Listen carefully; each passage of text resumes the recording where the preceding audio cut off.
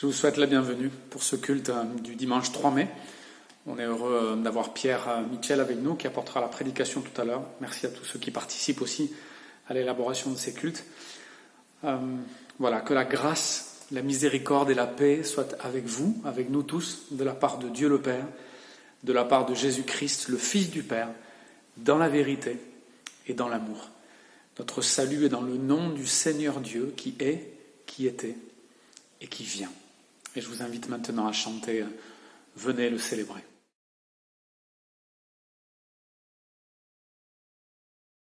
Venez le célébrer, son grand amour, venez le chanter.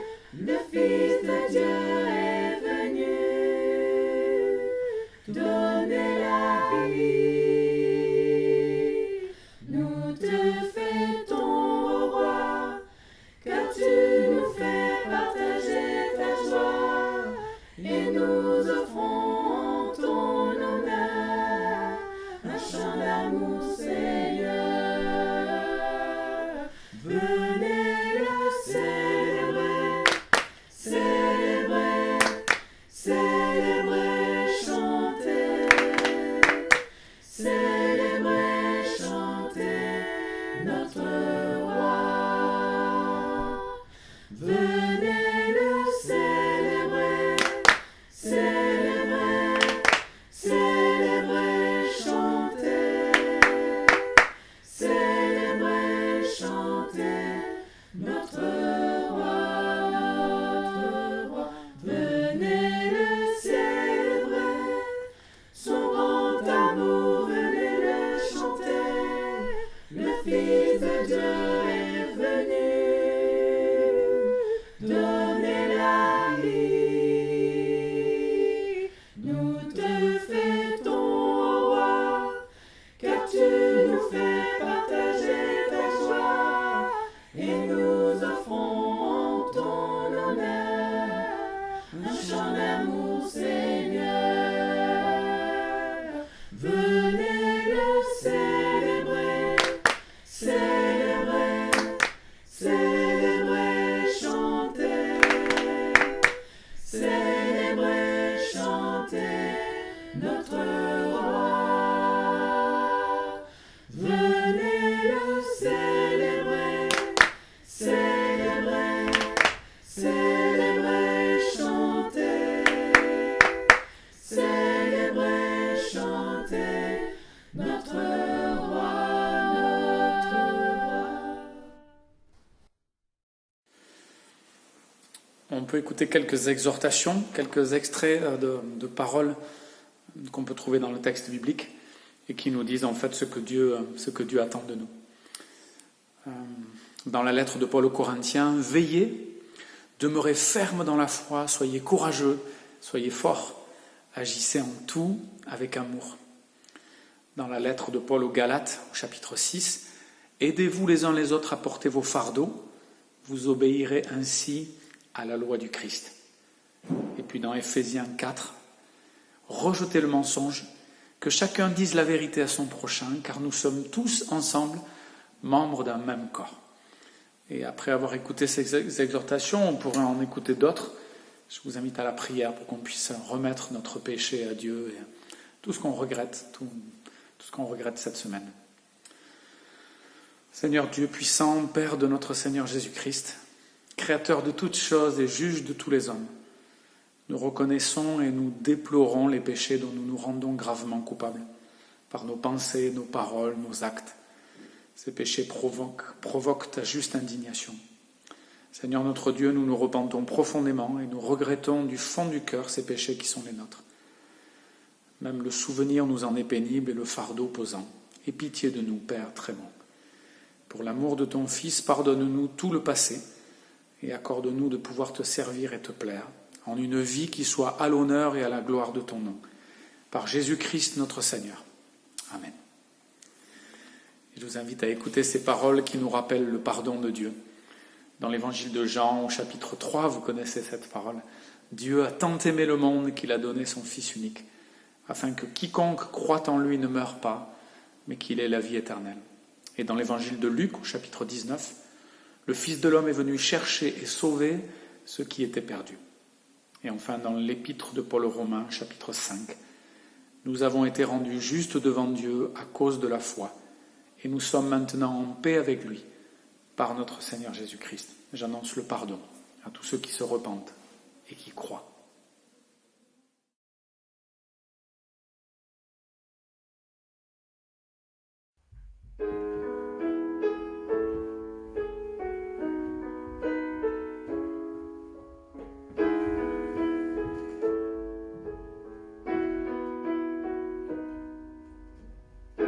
Seigneur, tu me cherches, tu me connais.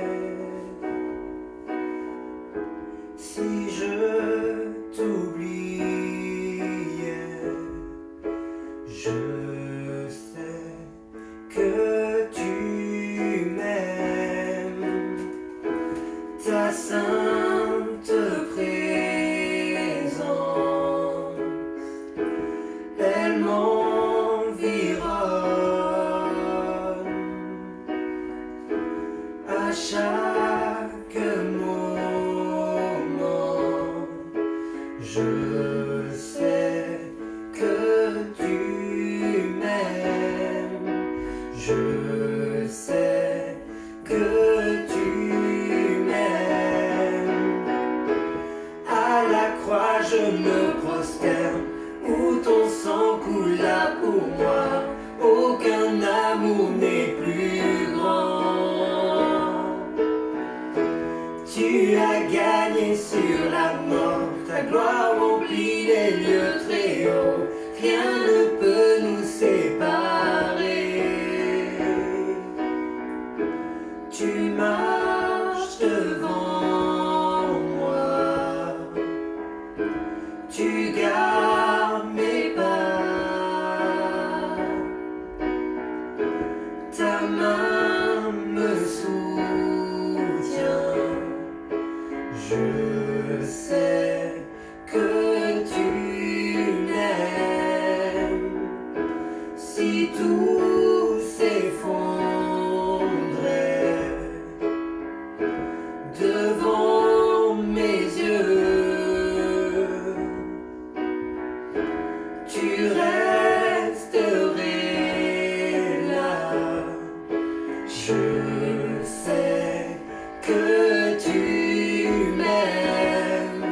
Je sais que tu m'aimes. À la croix je me prosterne, où ton sang coula pour moi. Aucun amour n'est plus grand. Tu as gagné sur la mort, ta gloire remplit les lieux très hauts. Rien ne peut nous séparer. Tu déchires le voile, tu traces un chemin, car tu as tout accompli. Tu déchires le voile, tu traces un chemin, car tu as tout accompli.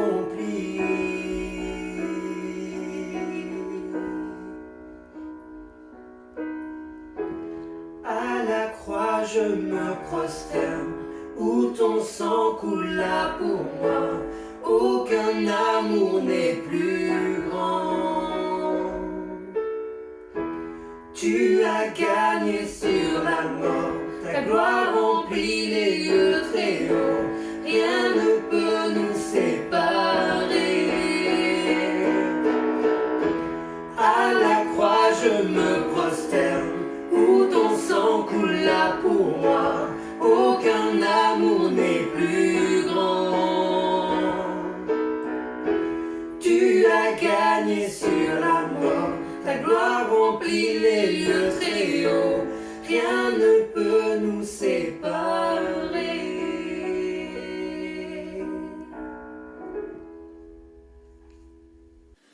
Nous voulons confesser notre foi, nous le faisons avec des paroles de l'apôtre Jean, qu'on a pu trouver dans les lettres ou dans l'évangile de Jean. Je crois en Dieu, Dieu a créé toutes choses et c'est par sa volonté qu'elles subsistent. Dieu est amour. Il a envoyé son Fils unique dans le monde afin que nous ayons la vie par lui. Dieu est fidèle et juste pour nous pardonner nos péchés. Je crois en Jésus-Christ. La parole de Dieu a été faite chair.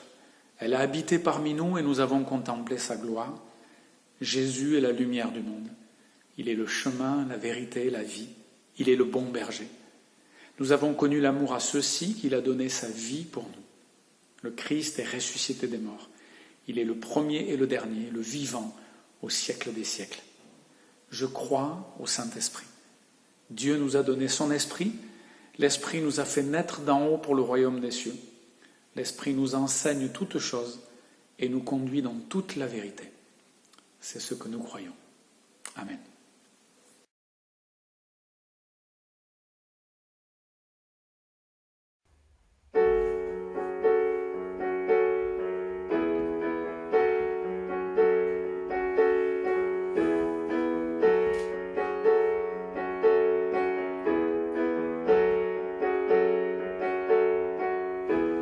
Nous croyons en Dieu le Père créateur de l'univers et en Christ son Fils unique né de Dieu par l'Esprit Saint.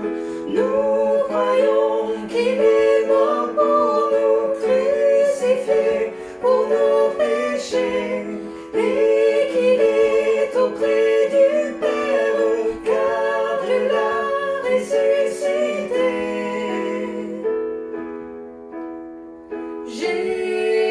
Jésus, roi des rois, Jésus, roi des rois, Jésus, roi des rois, Jésus,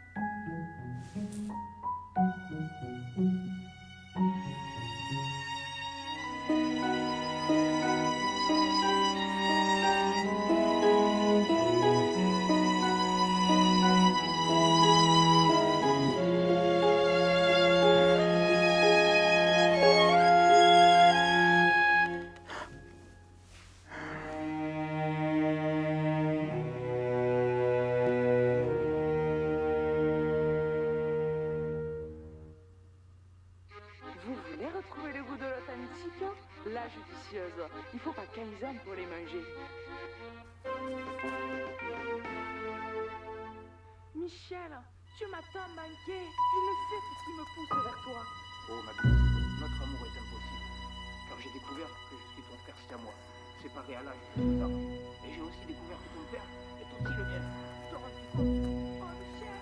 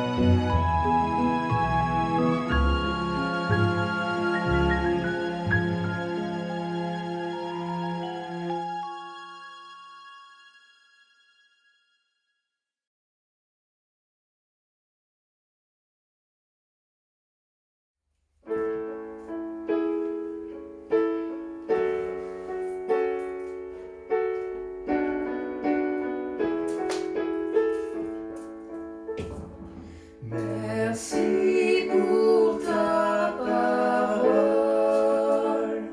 lumière donnée aux hommes, qui nous fait connaître le cœur de Dieu. J'aime ta parole, Seigneur, elle est la vérité sur mon sentier, par elle je veux me laisser guider et faire ta volonté sans murmurer, en espérant dans ta bonté.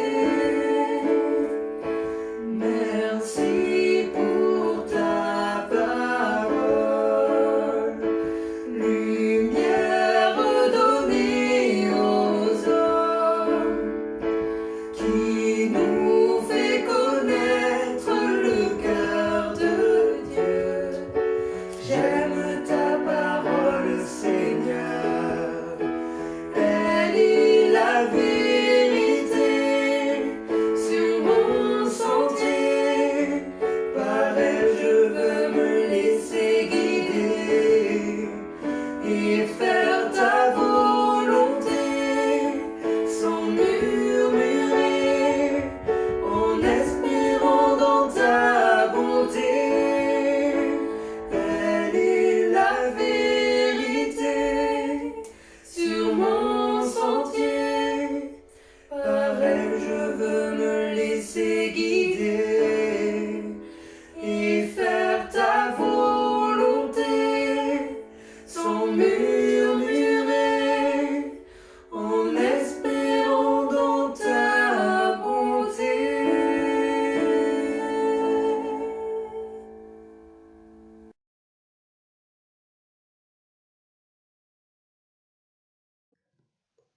Zacharie 9, versets 9 à 12. Réjouis-toi, fille de Sion, lance des acclamations, fille de Jérusalem. Voici ton roi qui vient à toi. Il est juste et victorieux, il est humble et monté sur un âne, sur un ânon, le petit d'une ânesse. Je supprimerai les chars d'Éphraïm et les chevaux de Jérusalem, les arcs de guerre seront brisés. Il annoncera la paix aux nations, et il dominera d'une mer à l'autre, depuis l'Euphrate jusqu'aux extrémités de la terre. Quant à toi, à cause de ton alliance scellée par le sang, je ferai sortir tes prisonniers de la fosse où il n'y a pas d'eau. Retournez à la forteresse, prisonniers pleins d'espérance. Aujourd'hui encore, je le déclare, je te rendrai le double.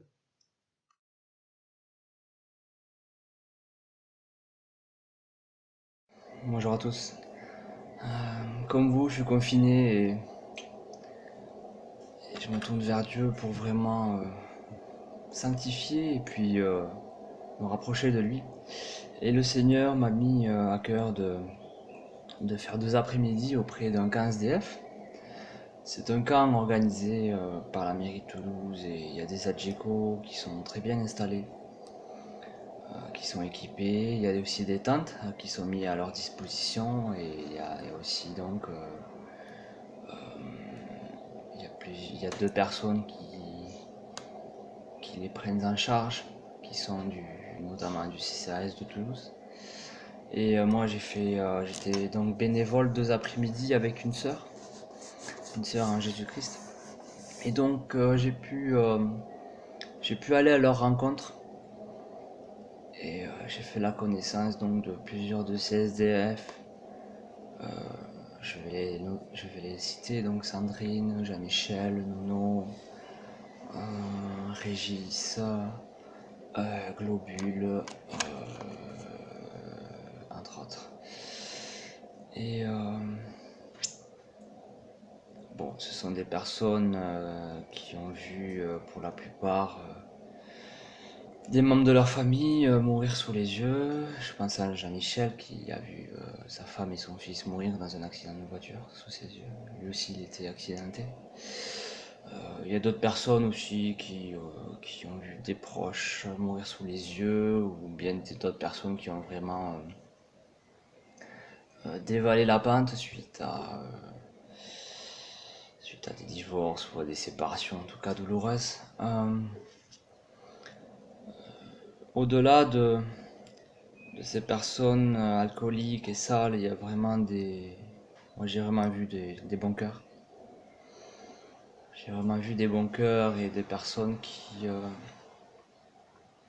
certes, qui sont un peu en mode survie, donc qui font quelques bêtises, comme des vols, des mensonges, qui s'énervent, qui sont alcooliques. Mais derrière ça, il y a vraiment des gens qui ont un bon cœur, qui savent dire les choses honnêtement et qui savent, voilà, qui savent donner de l'amour sans filtre. Bon, avec la sœur, on a un petit peu, on les a aidés une fois à nettoyer de la tente. Bon, c'était pas obligé, on les a accompagnés. Notre mission, c'est vraiment de les accompagner, de leur empêcher de faire trop de bêtises, ce qu'ils en font. De leur parler, de les accompagner, de leur apporter une présence aussi, qui n'est pas SDF évidemment, dans le but de les guider un petit peu. Bien sûr, avec la sœur, on a un petit peu parlé de Jésus. Moi, j'avais des chaussures en trop et des fringues et 2 évangiles de Luc en trop, donc j'ai pu donner tout ça.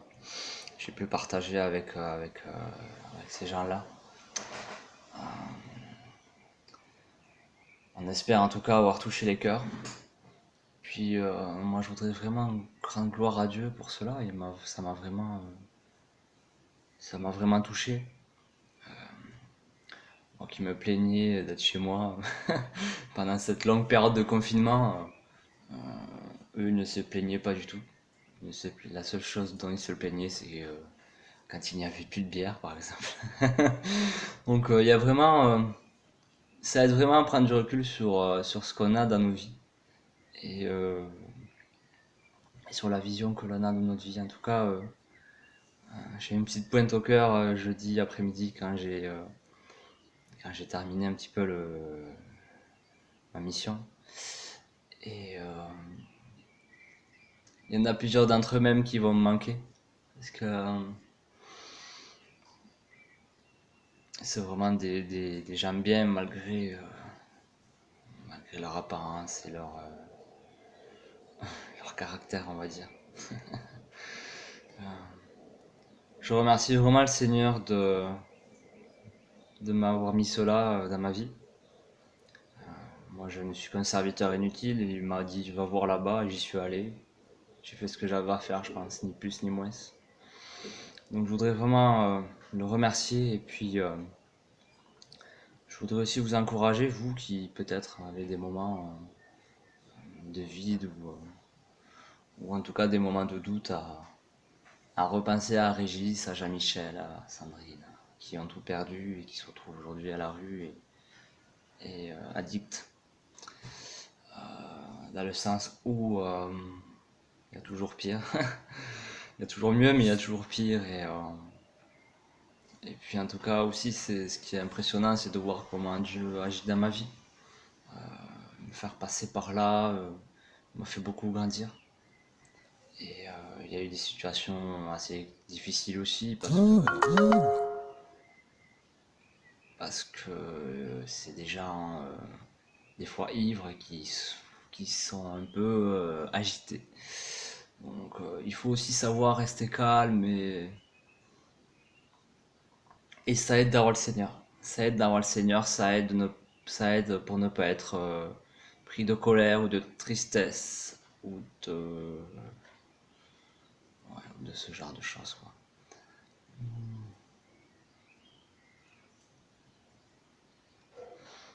Si vous pouvez prier Seigneur pour mes frères et sœurs, pour Régis,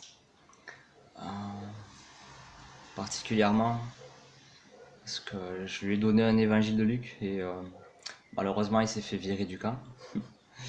Il avait dormi dans le Djeco avec les chiens, c'était interdit. En fait, ce qui s'est passé, c'est qu'ils l'ont mis dans une toute petite tente avec 2 chiens et il était très très à l'étroit et en plus comme il voulait parler à sa chérie et qu'il avait plus de batterie, bon ben il est rentré dans le Djeco, il s'est endormi dedans. C'est un SDF. Mais si vous pouvez prier pour lui en tout cas parce que voilà, il a reçu cet évangile et j'aimerais tout cœur qu'il le lise et qu'il soit touché. Merci d'avoir écouté ce témoignage et puis que Dieu vous bénisse et que la grâce du Seigneur soit sur vous. Au revoir.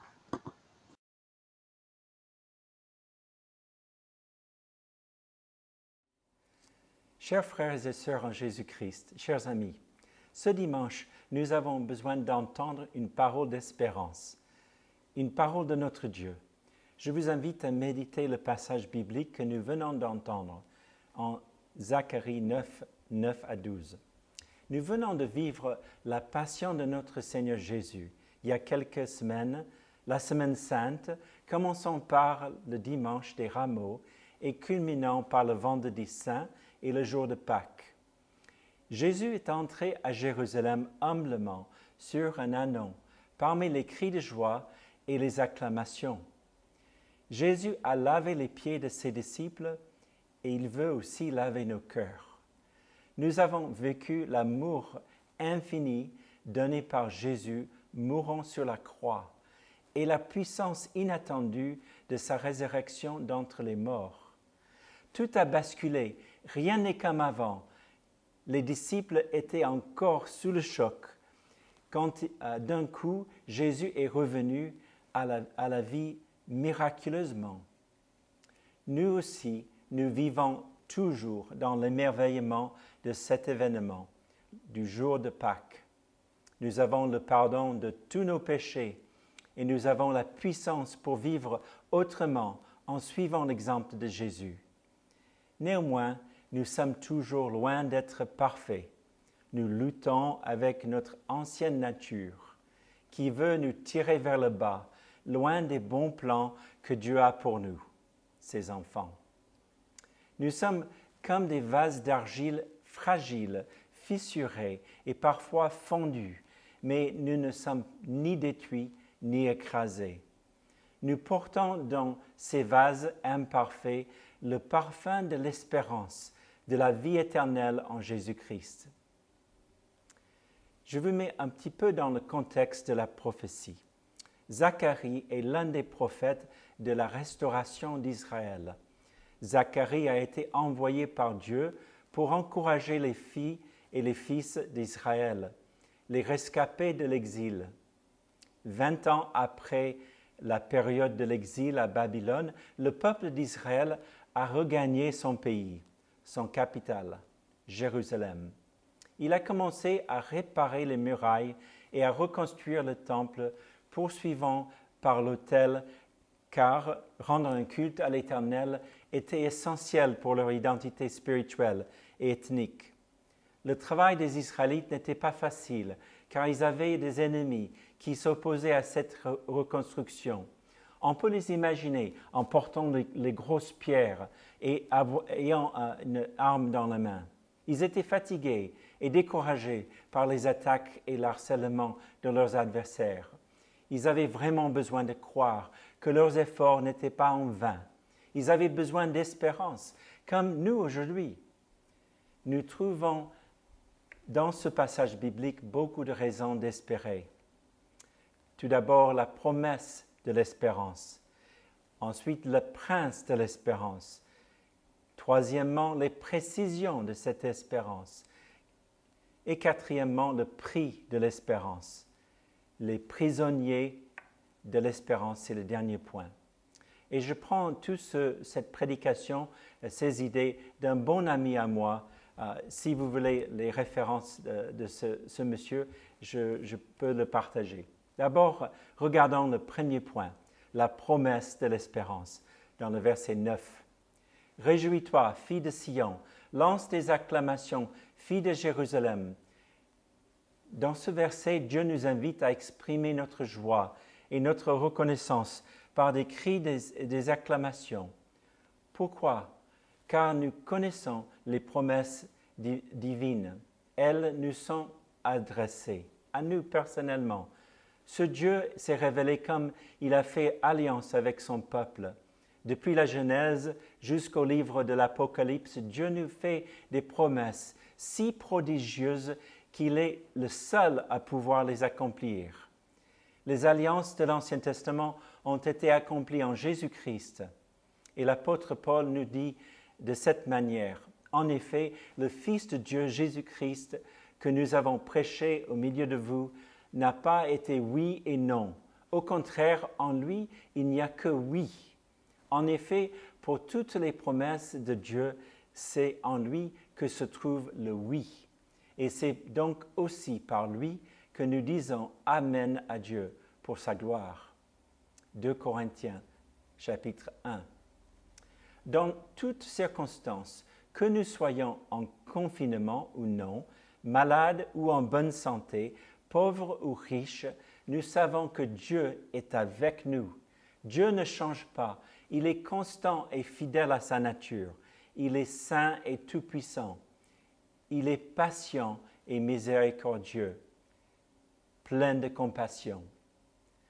Lorsque nous découvrons les promesses de Dieu, nous n'avons pas à exiger qu'il les accomplisse. Elles sont si merveilleuses qu'elles se réjouissent nos cœurs. À travers d'elles, notamment celle faite à Abraham, de faire de toutes les nations une famille, nous découvrons combien Dieu est plein d'amour et fidèle envers nous. Dieu lui a parlé une nuit. Abraham regardait le ciel étoilé et Dieu lui a demandé de compter les étoiles s'il peut. Telle sera ta descendance. L'Éternel a renouvelé son alliance avec chaque génération afin d'assurer une continuité. Jacob dormait aussi, lui, à la belle étoile. Il a eu un rêve d'une échelle posée par terre et qui touchait le ciel, et les anges montaient et descendaient sur cette échelle. Ces deux révélations, deux visions d'Abraham et Jacob ont été accomplies 2000 ans plus tard par la venue de Jésus-Christ. Le Fils de Dieu est devenu le seul moyen pour les hommes de rejoindre Dieu au ciel. Ayant la foi en lui, nous pouvons avoir accès à sa présence sainte. Mais à l'époque de Jésus, beaucoup de personnes l'ont rejeté. Ceci n'était pas une surprise à Dieu, qui a transformé ce mal en bien.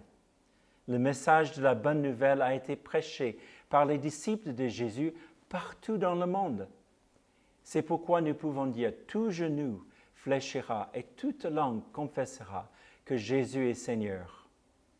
Nous sommes émerveillés par les promesses accomplies en Jésus et nous voulons chaque jour le suivre pas à pas. Nous voulons pousser des cris de joie et acclamer notre roi serviteur. Oui, tu es digne de régner dans notre cœur. Tu es le roi de gloire. Alléluia. Jésus, tu es le maître en moi. Alléluia. Alléluia. Nous arrivons au deuxième point, le prince de l'espérance. Voici ton roi qui vient à toi. Il est juste et victorieux. Il est humble et monté sur un âne, sur un ânon, le petit d'une ânesse. Le roi vient vers toi sur un ânon. Un roi assis sur un ânon, cette image est surprenante. Est-ce bien Jésus-Christ, le Fils de Dieu, le roi des rois, par qui tout a été créé, l'alpha et l'oméga, le commencement et la fin? Oui, c'est bien lui, le prince de l'espérance, qui vient sur la terre en toute humilité et avec douceur, monté sur un ânon. Regarde, c'est le prince de l'espérance. Cette prophétie de Zacharie anticipe le message à la fin de la Bible dans l'Épître aux Hébreux. Rejetant tout fardeau et le péché qui nous enveloppe si facilement et courons avec persévérance l'épreuve que nous est proposée. Faisons-le en gardant les regards sur Jésus qui fait naître la foi et la mène à la perfection. Le prince de l'espérance, Jésus-Christ, est venu sur terre pour vivre et mourir afin d'accomplir la volonté de son Père. Il reviendra bientôt pour nous ramener à lui et pour nous rendre enfin parfaits. Fixons nos regards sur Jésus et nos cœurs débordant d'émerveillement. Quelle humilité et quel amour! Rien de nos vies lui est caché et il nous aime malgré tout. L'humilité de Jésus nous invite à nous aussi à la repentance, comme dans l'histoire de Zachée dans le Nouveau Testament. Luc chapitre 19. Zachée, le détestable collecteur d'impôts, Jésus l'a vu dans le sycomore. Drôle d'histoire, drôle de bonhomme. Jésus l'a regardé, il connaissait sa vie. Jésus s'est invité chez lui afin de montrer son amour et son salut. Zachée s'est repenti de ses vols, de son extorsion d'argent, et il a promis de rendre le quadruple. C'était ce jour-là pour Zachée un jour de libération, de salut et d'espérance. Si nous invitons Jésus à rentrer chez nous, il nous donnera un cœur repentant, à l'exemple de Zachée. Le changement radical que Jésus fera en nous nous amènera à l'espérance qui est attachée à la nouvelle naissance. Je vous invite à aller encore un peu plus loin en examinant le troisième de ces versets, le verset 10, les précisions de cette espérance.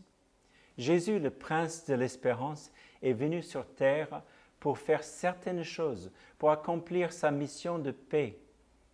Zacharie 9, « Je supprimerai les chars d'Éphraïm et les chevaux de Jérusalem. Les arcs de guerre seront brisés. Il annoncera la paix aux nations. Il dominera d'une mer à l'autre, depuis l'Euphrate jusqu'aux extrémités de la terre. » Zacharie, dans sa prophétie, annonce une paix générale et permanente sur toute la terre, ainsi que la destruction des arcs de guerre.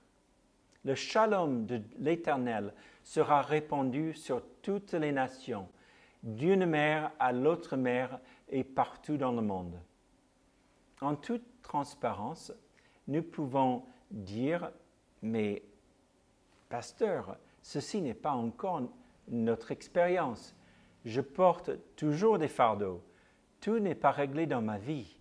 J'ai encore de l'amertume dans mon cœur. J'ai de la colère et de la tristesse en moi. Jésus n'est pas entré à Jérusalem pour être célébré, mais pour être crucifié. Jésus savait qu'il serait crucifié, subissant ainsi la condamnation de nos fautes, et qu'ensuite il ressusciterait pour notre justice. Par son obéissance et son sacrifice, il nous ramène dans une relation intime avec Dieu. Et un jour, à la fin des temps, nous vivrons aussi en parfaite harmonie les uns avec les autres. La victoire de Dieu le matin de Pâques nous donne l'espérance certaine d'une paix réelle. Cette paix est pour nous maintenant. Le psalmiste l'anticipe quand il écrit « La pierre qu'ont rejetée ceux qui construisaient est devenue la pierre angulaire. » C'est la fondation. C'est l'œuvre de l'Éternel et c'est un prodige à nos yeux. Voici le jour que l'Éternel a fait, qu'il soit pour nous un sujet d'allégresse et de joie. Éternel accorde donc le salut. Éternel donne le succès. Nous passons maintenant au verset 11 qui décrit le prix de l'espérance. Quant à toi, à cause de ton alliance scellée par le sang, je ferai sortir des prisonniers de la fosse où il n'y a pas d'eau. Le prophète parle d'une alliance de sang. Dans la Bible, une alliance est toujours scellée par le sang. Cette alliance est personnelle. Elle est pour toi et pour moi. Ce n'est pas juste quelques gouttelettes de sang, mais c'est un sacrifice ultime. Dieu nous a annoncé par Jérémie, par Ézéchiel et Zacharie que le sang du Messie, le sang de Jésus, va nous délivrer de toutes sortes de fosses. La fosse de la peur, la fosse des addictions, la fosse de l'apitoiement, la fosse du découragement. Jésus est venu nous libérer de tout cela par son sacrifice sur la croix.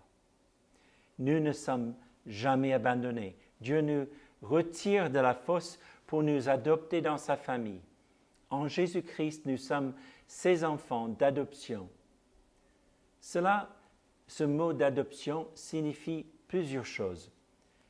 Que nos péchés sont passés, nos péchés du passé, nos péchés présents et même nos péchés futurs sont effacés et nous sommes ainsi pardonnés. Nous sommes aussi revêtus de la justice de Jésus, comme une robe nouvelle ou une chemise nouvelle. La colère de Dieu qui est tombée sur Jésus ne vient plus sur nous. Il n'est plus en colère avec nous. Et Dieu nous a adoptés dans sa famille pour toujours. Rien ne peut nous séparer de son amour manifesté en Jésus-Christ. Nous sommes ainsi les co-héritiers avec le Fils de Dieu. C'est incroyable, mais c'est vrai.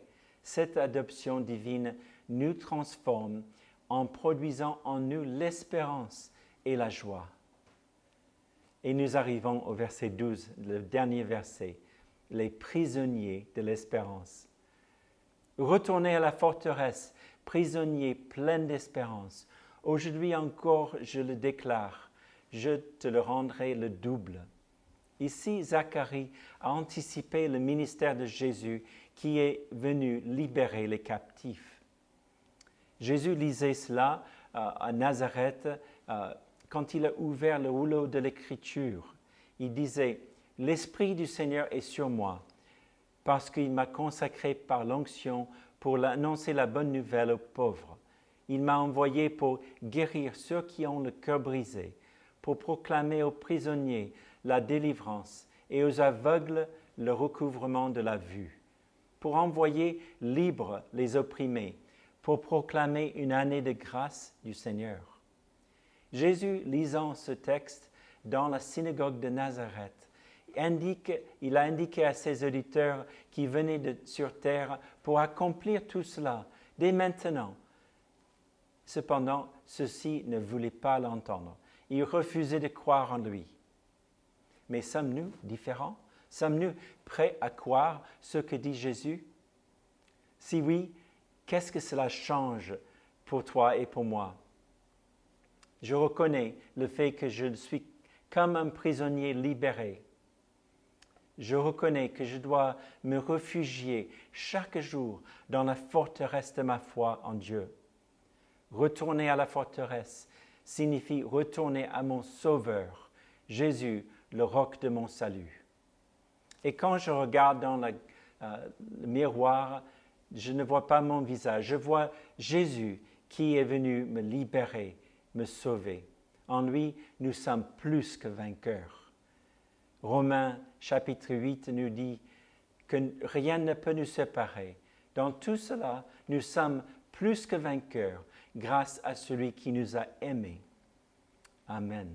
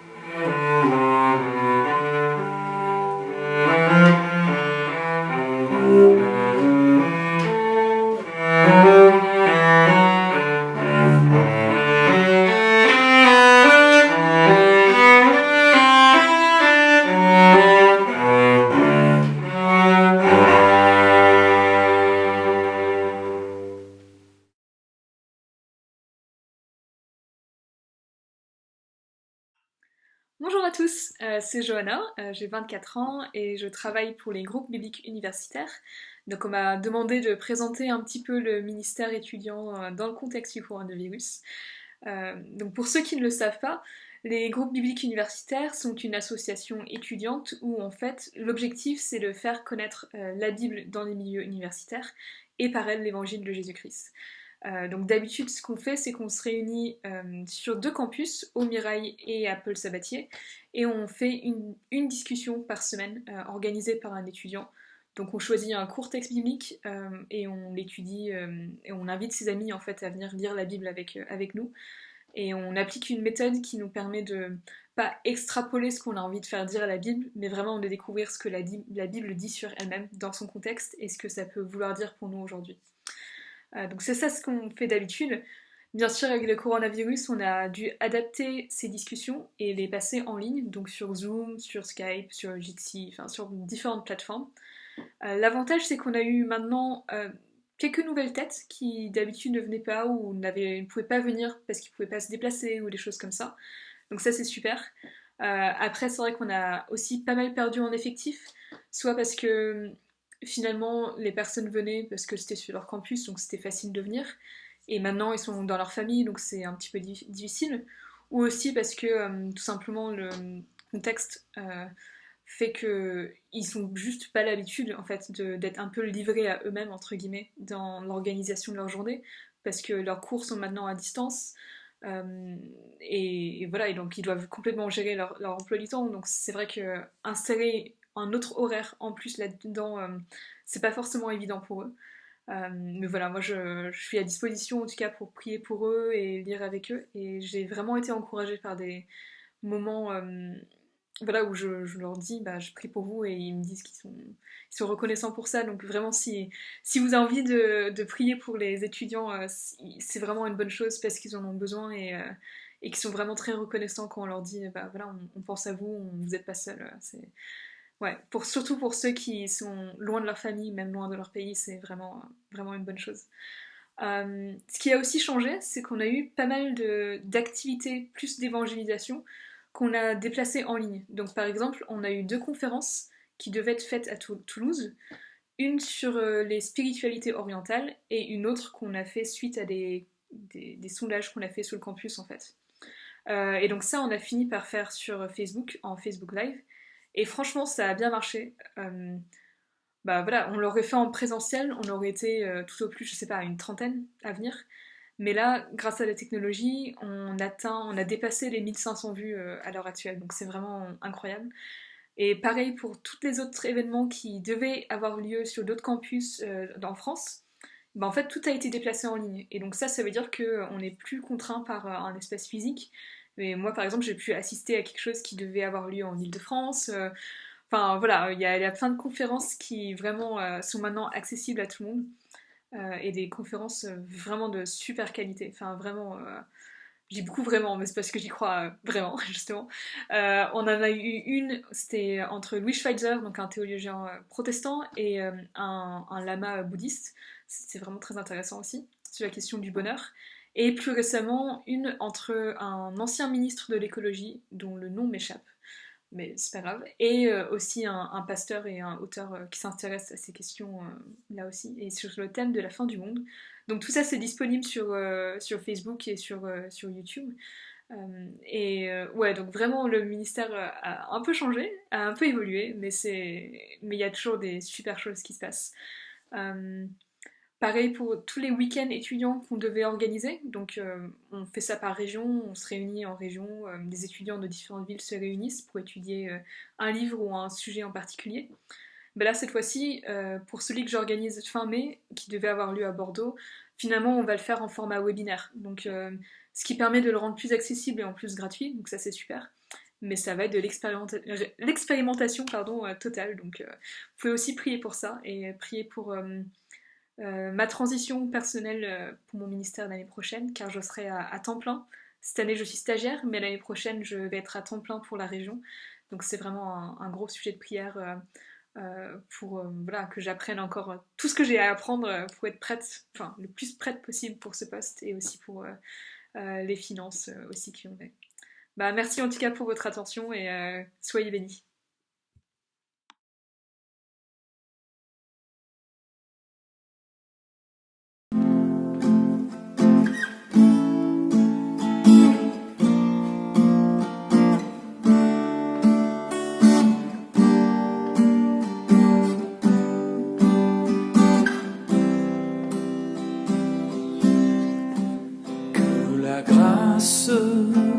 De Dieu soit sur toi pour t'aider à marcher dans ses voies. Reçois tout son pardon et sa bénédiction. Va en paix dans la joie, dans l'amour, que la grâce de Dieu soit sur toi, pour t'aider à marcher dans ses voies. Reçois tout son pardon et sa bénédiction. Va en paix dans la joie, dans l'amour.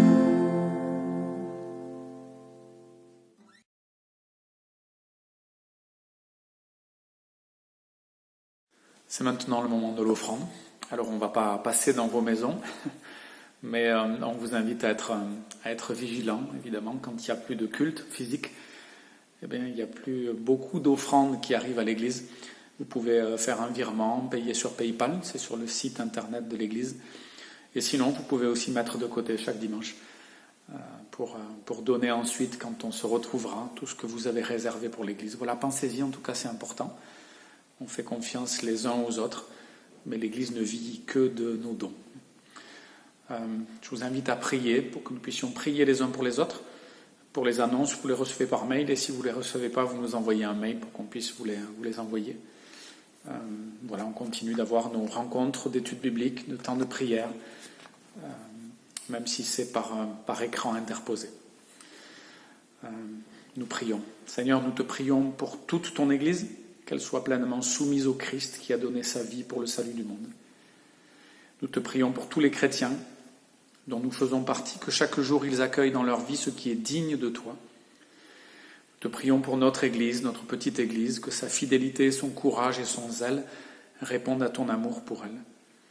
Nous te prions pour les malades et ceux qui pleurent, ceux qui ont perdu un être cher. Et nous pensons en particulier à Patrick en ce moment. Que tous ces malades et ces gens dans le deuil découvrent que tu es proche d'eux et qu'ils puissent trouver en toi patience et espérance. Seigneur, nous te prions pour le monde, qu'il voit dans la croix du Christ le chemin du salut. Nous te prions aussi, Seigneur, pour tous ceux qui nous gouvernent, donne-leur de la sagesse. Nous te prions pour nos frères et sœurs persécutés. Seigneur, nous te remettons tous ces sujets en te disant notre confiance et notre amour. Amen.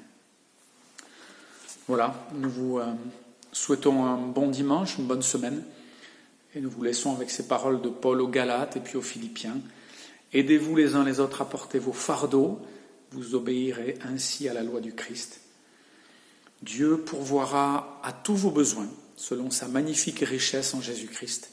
À Dieu notre Père, soit la gloire pour toujours. Amen. Et bon dimanche.